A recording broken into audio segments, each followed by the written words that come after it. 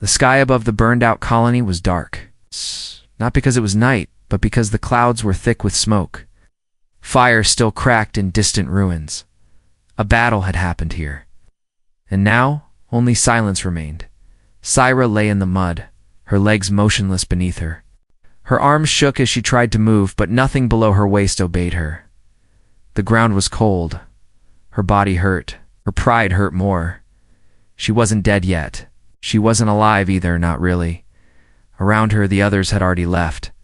Her people, the Volari, were strict, proud, nomadic. Weakness had no place among them. When her legs stopped working after the blast, they didn't even look back. Not her sister. Not her friends. Not even her commander. "Leave her," someone had said. "She'll slow us down." So they did. Now, hours later, she was still there. Mud clung to her dark, cracked skin. Her silver hair was stained with ash. Her sharp violet eyes were dry but tired. She didn't cry. There was no point. Footsteps crunched nearby. Syra didn't move. If it was a drone, it would kill her. If it was a beast, it would eat her. But if it was one of her people, they would pass again. She closed her eyes, but the footsteps stopped, and then a shadow fell over her. "Hey," a voice said. "You still breathing?" Syra blinked and looked up.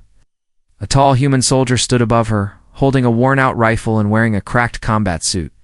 His helmet was off. His face was rough, tired, smudged with dirt. He had kind eyes. "Who are you?" Syra asked, her voice barely a whisper. "Name's Leo," he replied. "I was sweeping this sector for survivors." Syra turned her face away. "I'm not a survivor," she said.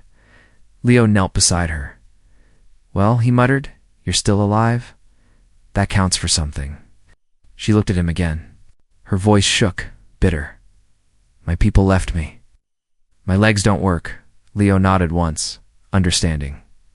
"You've still got your mind. Still got your voice." Syra stared at him, confused. "That doesn't matter." "To them, maybe not," he said, adjusting the strap on his rifle. "But to me, it does." He reached forward slowly. "May I?" he asked. She hesitated but nodded gently. Leo slid his arms under her and lifted her up. She gasped, surprised by how strong he was. "I'm how careful, I'm heavy," she muttered. "You're fine," he said. She glanced behind him. "You'll fall behind," he smirked. "Then I'll walk slower." Leo moved through the ash-covered ruins, holding Syra close to his chest. His steps were steady. Every few meters he paused to listen, checking for drones or other dangers. "Why are you doing this?" she asked. "Because it's right," he said. "That's not enough." "Not in war." Leo looked down at her. "My brother once told me when everyone steps over the fallen, be the one who kneels. I didn't understand it when I was younger, but I do now." Syra said nothing. But something in her chest shifted, just a little. They passed broken buildings and shattered roads. The wind was harsh, carrying the smell of fuel and burned metal. "Do you have a unit?" she asked. "Had one," he replied. They moved on. "I volunteered to sweep the edges." "Looking for people like me?" she asked. "No," Leo said. "I wasn't looking for anyone, just didn't want to walk away." Syra's throat tightened. She had never heard words like that before, not from humans, not even from her own people. As the sun began to fade behind smoke and clouds, Leo found shelter in a collapsed shelter dome.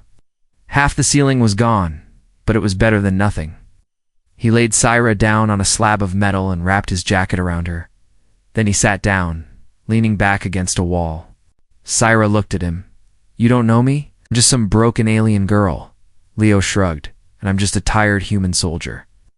She smiled just a little, then asked the question she had been afraid to say all day. "What if I never walk again?" Leo met her eyes. "Then I'll carry you," he said simply. She looked at him, unsure if he was joking, but he wasn't smiling. He meant it. Outside, the wind howled across the ruins. Somewhere far off, a drone engine buzzed. And for the first time since the blast, Syra didn't feel useless. She felt seen. The morning sky was blood red. Ash floated through the air like snow. The wind had quieted. but the silence felt heavier now, like something was watching. Leo tightened the straps on his backpack. He had filled it with a few supplies from a broken outpost nearby: water packs, emergency food, and a thermal blanket. He glanced down at Syra, who sat on a flat piece of steel, her legs still unmoving. "How's the pain?" he asked. Syra shrugged. "It's not pain that bothers me. It's the stillness." Leo understood. He knelt and lifted her again. "Ready?" he said. "Always," she replied, her voice calm but guarded. He wrapped her in the thermal blanket and began walking again, at step, careful over the cracked and burning terrain. The path they took was rough. Fire still burned in patches on the ground. Broken machines sparked beside the road. Destroyed drones and shattered mechs were scattered like bones of giants. They moved through the wreckage of a battle no one wanted to remember. Syra kept her eyes forward. She didn't ask how far they were going. She didn't complain. She didn't cry. But Leo could feel her heart racing against his chest. She was scared and stubborn and brave. Hours passed. Leo's arms began to ache. But he didn't stop. He remembered something his mother once told him when he was young. You carry what matters, even when it hurts. Now he understood. Syra spoke quietly. Your people. Do they throw away the weak too? Leo shook his head. Not the good ones. And you? She asked. He looked ahead. I've been weak before. I know what it feels like. Syra lowered her head against his shoulder. She didn't say it, but she was thankful. They found an old cargo crawler overturned by the edge of a hill. It wasn't safe for sleeping, but it gave them cover from the wind. Leo set Syra down inside and started a small heater using spare batteries. The air warmed slowly. She breathed out and leaned against the wall. You could have left me, she said softly. Leo pulled out a ration bar and broke it in half. Yeah, well, I didn't. She took the food but didn't eat yet. You're risking everything, she whispered. I'd rather risk everything, Leo said, than live knowing I walked past someone who needed me. That night, Leo dozed off beside her, rifle across his lap. Syra stayed awake longer, staring at the ceiling. The stars outside blinked faintly through the shattered glass. She had always believed strength was in the body-fast legs. Sharp reflexes, muscle, and speed. But now she saw something else. Leo was tired, wounded, unimportant. To his commanders, but he was stronger than anyone she had ever known, and he chose her suddenly. Her eyes sharpened.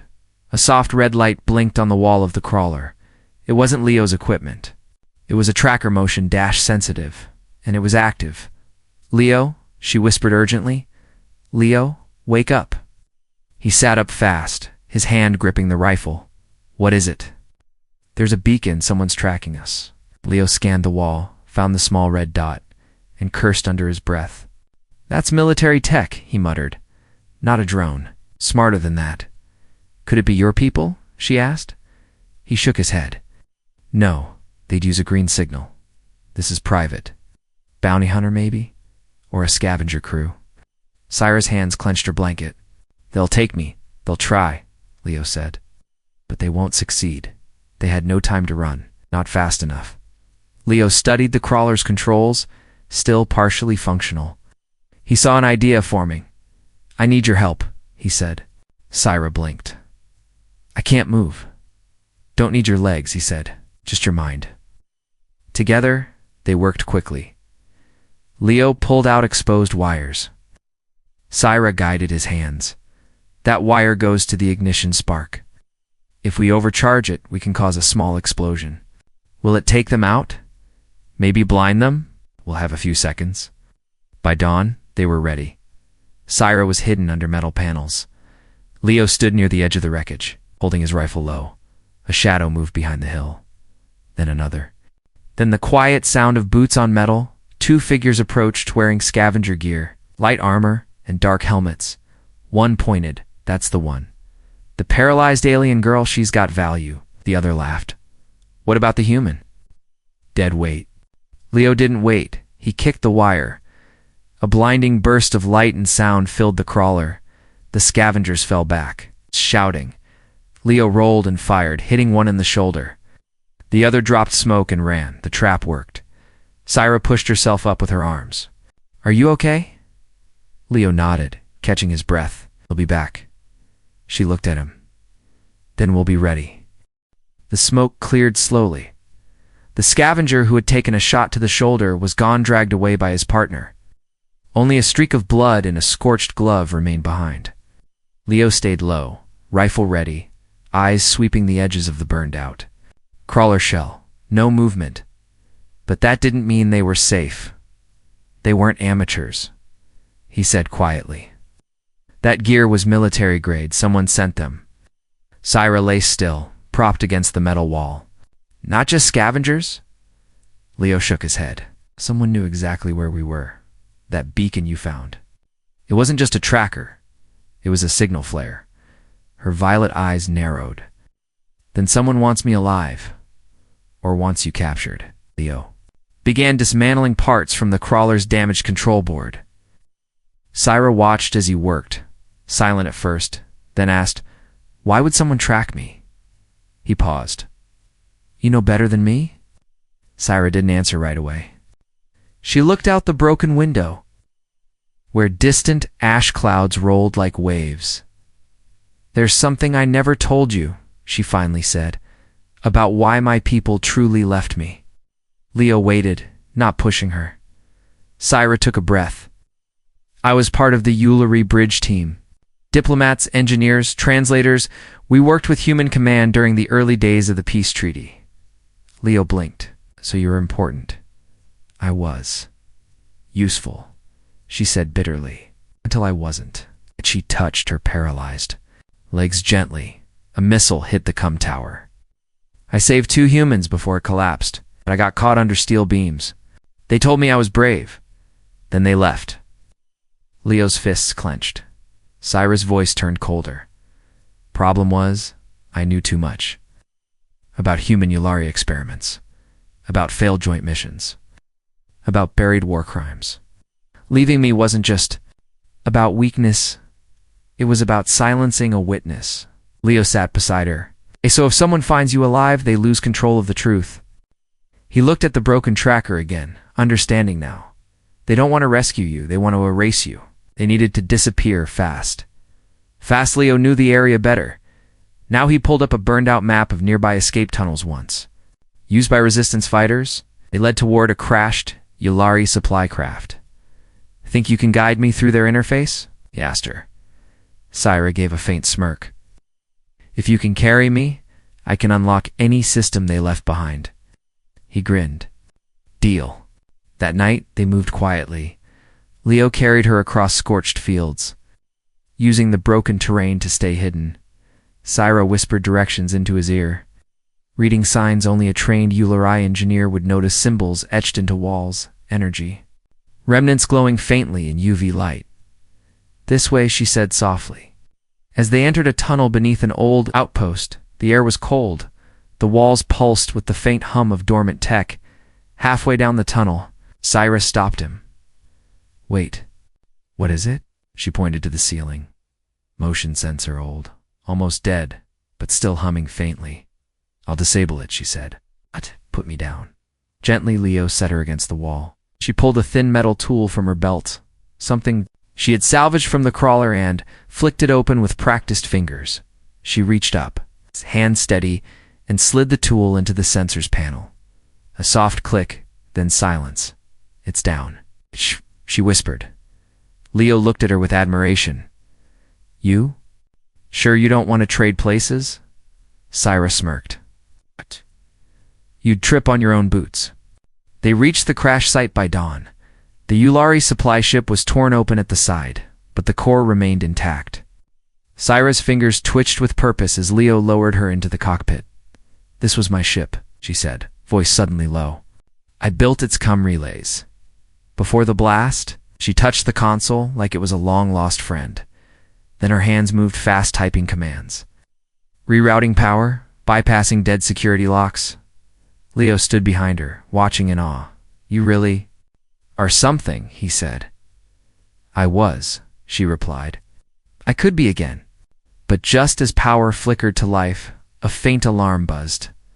Leo turned to the scanner. Someone's coming. Syra didn't panic. She pulled a data chip from her jacket silver. Small. Hidden all this time. This holds everything I remember. Codes. Proof. Logs from human command. Leo blinked. You kept it. I couldn't walk, she said. I could remember. He looked at her. Not as someone broken, but as someone dangerous. To the wrong people. We're not running anymore, Leo said. We'll send this. Out? And if they find us? She asked. Leo raised his rifle. Then we give them more than truth. Asterix, the Olari ship, hummed low as Syra finished uploading the last string of encrypted data. Her fingers moved fast, steady, sharp, knowing exactly what she was doing. The screen in front of her pulsed green. Transmission ready, she said. Leo tightened his grip on the rifle and kept one eye on the open hatch. The morning light had turned orange to still, to quiet. This message, she whispered, once sent. They'll know I'm alive. And they'll know you helped me. Leo glanced at her. Let's hit send and deal with it. Syra paused. Her finger hovered over the button. Then she pressed it. The ship's console beeped once. Signal launched. She said there's no going back now. Minutes passed. The sky above the ruined valley shimmered faintly like heat. Rising from broken ground, Leo saw it first. A ship. Small, fast, and military. But not all awry. Not Alliance rescue either. Contact, he said, raising the rifle. Syra stared at the incoming vessel. That's Earth TAC. Human forces. Leo frowned. I didn't call for backup. The ship touched down 20 meters away, stirring ash into the wind. The hatch opened. 4 soldiers stepped out, clean gear, dark helmets, weapons ready. They moved with perfect formation. Not a rescue team, a cleanup. Crewed out Leo stepped in front of Syra as the lead soldier removed his helmet. A man with sharp eyes and silver hair. Sergeant Leo Carter. The man said, Stand down. You're in violation of direct command protocols. Leo. Didn't move? Did command even know I was alive? We knew, the officer said calmly. But you weren't meant to interfere. Leo's jaw tightened. She's not a criminal. She's a data leak, the officer replied. You're now part of the leak. Syra tried to speak, but Leo raised his hand. No, he said. You're not taking her. The officer sighed. We're not here to negotiate. Then he gave a simple hand gesture, and 3 soldiers raised their rifles. Leo fired first. 2 rounds hit the ground near their feet, just enough to make them duck. He grabbed Syra, threw her back into the cockpit, and slammed the hatch shut. Can we fly? He yelled. No thrusters, she shouted. Only shield power incomes. Then hold on. Oh. Leo ran to the ship's lower deck, flipped open the emergency defense panel, and powered up the shock Duma blast radius shield meant for last resort defense. Are you serious? Syra shouted as the dome began to glow. You said no thrusters? He yelled back. So we fight from the ground? Human soldiers opened fire. The first shots bounced off the rising shield, scattering sparks across the ship's hull. One shot cracked a side panel. Inside, Syra winced. Leo reloaded. His jaw clenched. We can't hold them forever, said. Then we use what we have, she replied. She pulled a hidden cable from the dashboard, wired it to her implant port, and merged her mind with the ship's AI. Buy me 90 seconds, she whispered.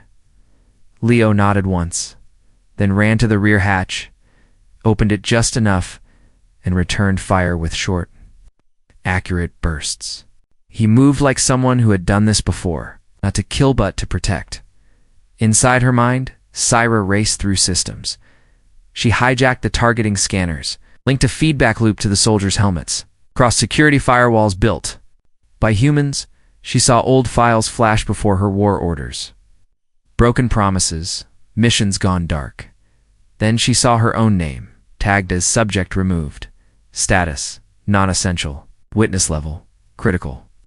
Her heart burned. She had risked her life to save humans once. Now, they wanted her erased. Outside, Leo ducked low, a bullet grazing his shoulder. He hissed through clenched teeth but didn't fall back. One of the soldiers shouted, "Stand down, Carter! You're throwing your career away." Leo growled back, "Then send me the paperwork." Suddenly the ship pulsed. A loud screech ripped through the air, sound waves that made the soldiers drop their weapons and cover their ears. Leo looked up. What the hell was that? Syra's voice echoed through the ship's speakers. "Pulse hack complete. Their helmets are offline." Leo smiled. "Remind me never to get on your bad side." He dashed out, tackled one stunned soldier, dragged him away from the ship. The others retreated behind their own cover, confused. Scrambling, the officer cursed, pulling out a private cum. "We need air support now. They've gone rogue." But the ship's cums buzzed with static. Syra had locked them out by sunset. The soldiers had pulled back, leaving gear, weapons, and silence behind them. Leo helped Syra down to the dirt. Body shook from exhaustion, her implant port still. "Glowing? You okay?" he asked. She nodded slowly. "I sent it. All of it." He looked at her, surprised. "Not just to the Alliance," she said. "To the Open Net? Civilian networks? Yulari colonies? Human press? Every eye I could find." Leo stared. She hadn't just fought for survival. She fought to tell the truth, in the distance. More ships would come. Some might be friends. Others might not. But one thing was certain. They were no longer hiding.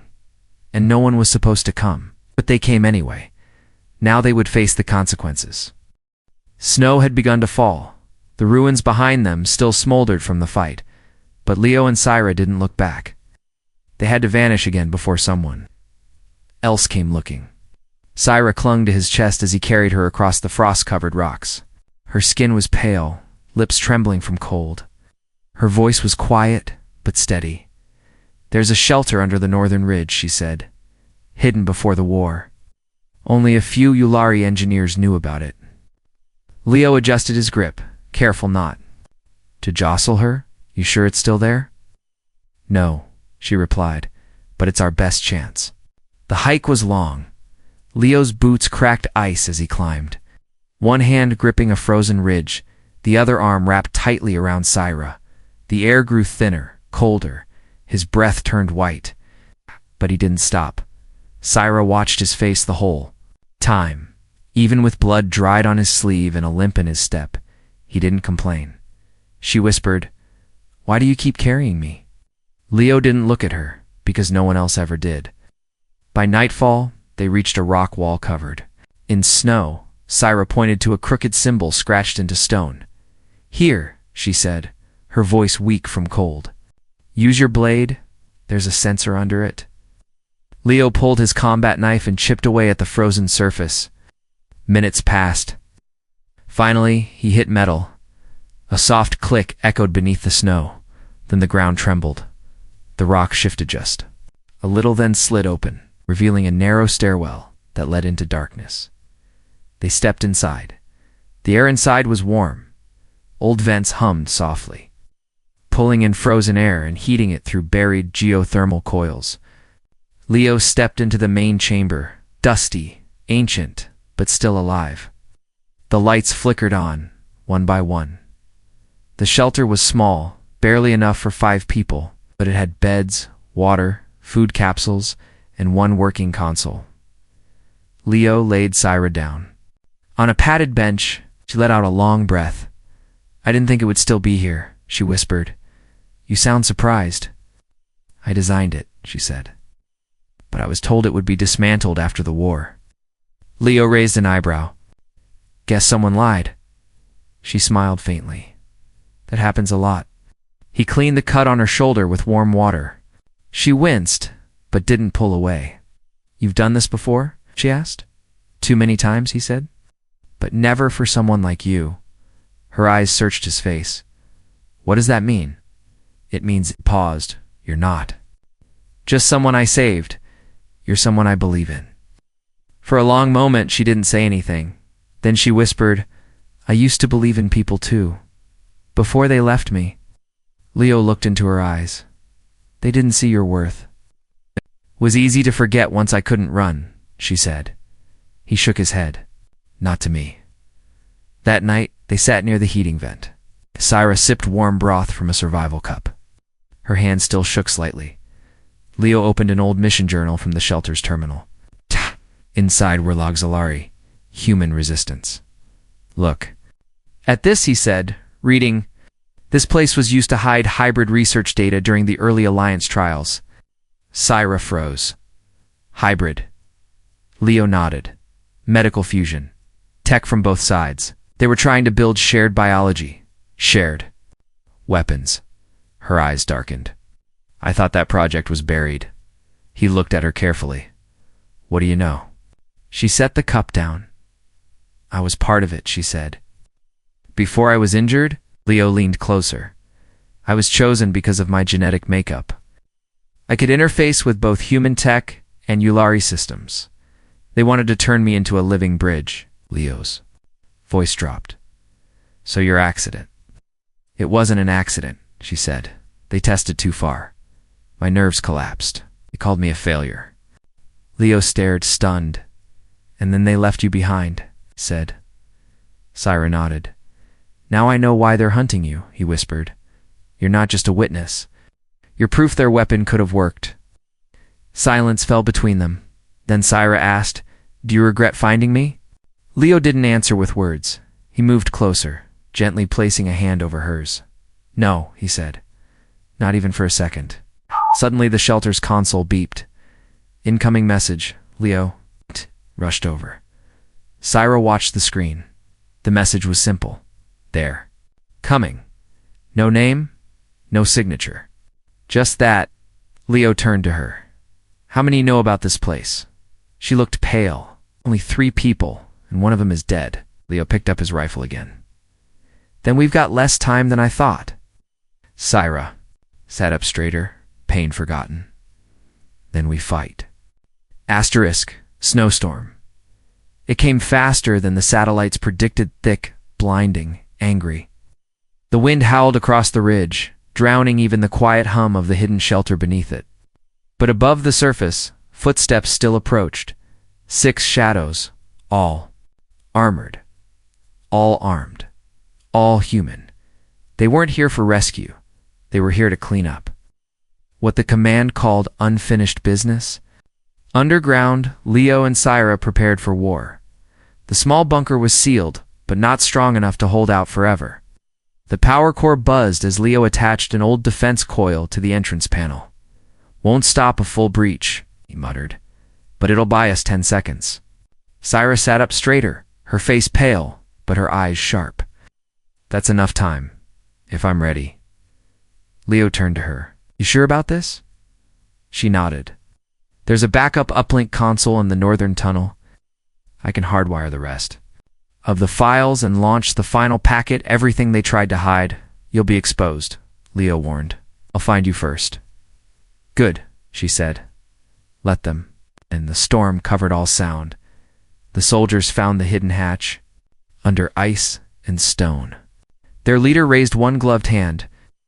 We do this quiet, he ordered. Non-lethal if possible.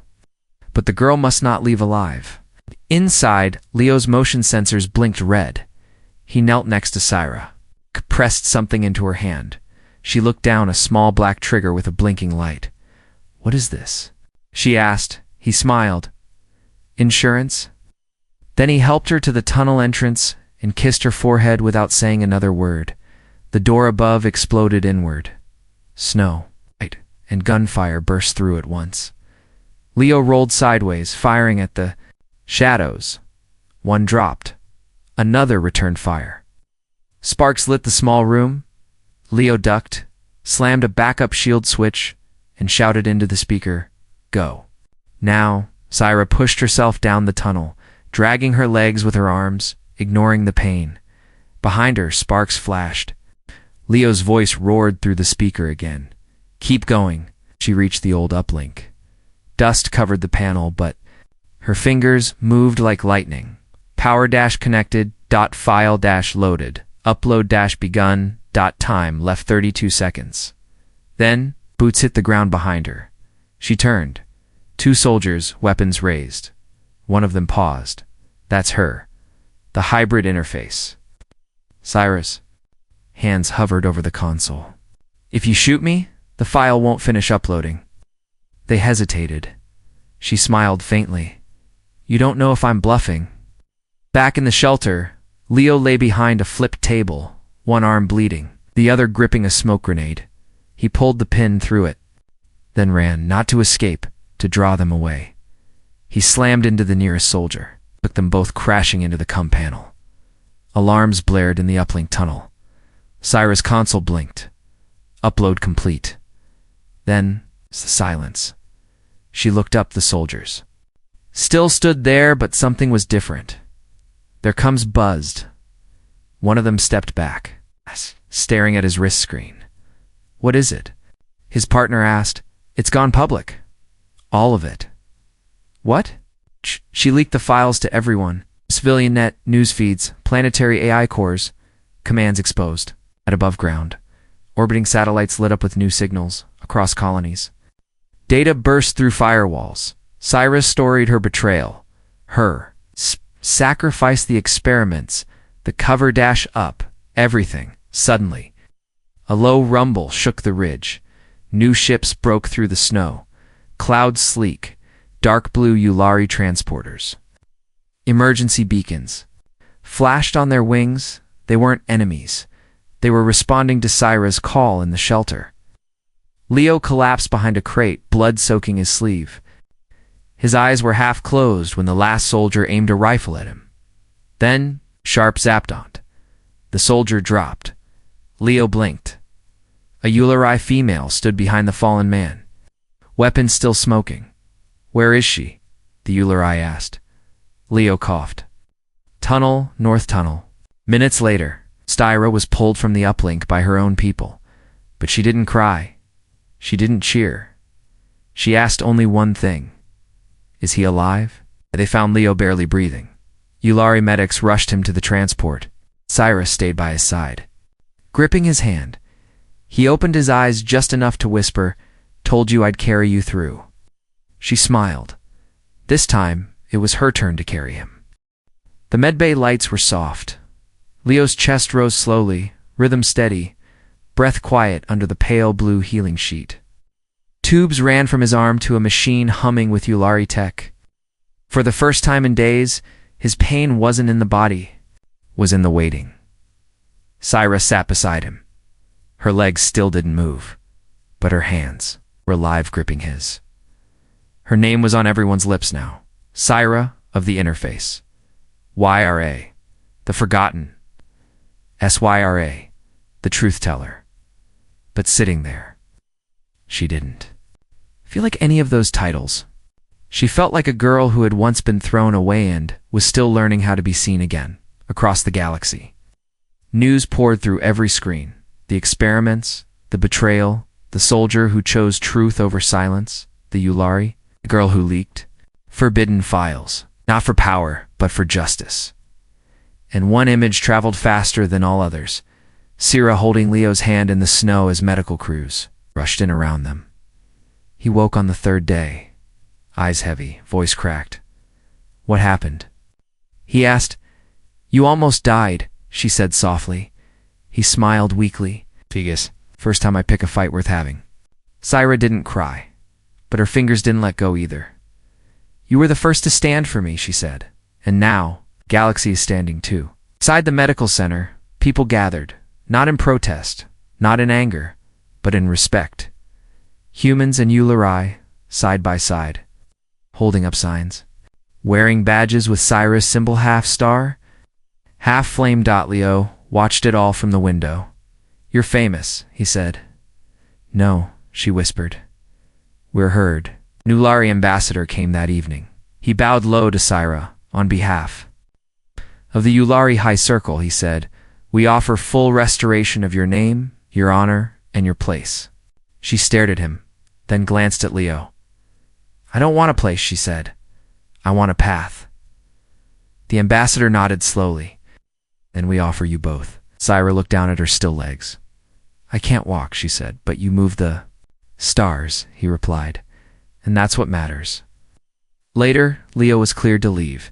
He stepped into the sunlight, arms still in a sling, walking slow but upright. Syra followed in her hover chair, silent for a while. Then she said, "They offered. To build me new legs?" And he asked. She smiled. "I told them I'd think about it." Leo chuckled. "Want to race me in the meantime?" She laughed, a real one this time.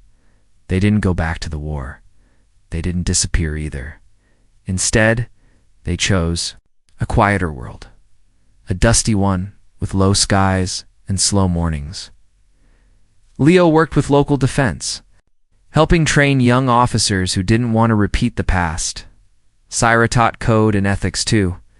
Yulari and human children alike, reminding them what silence can cost and what courage can save. They built something, not big, but real.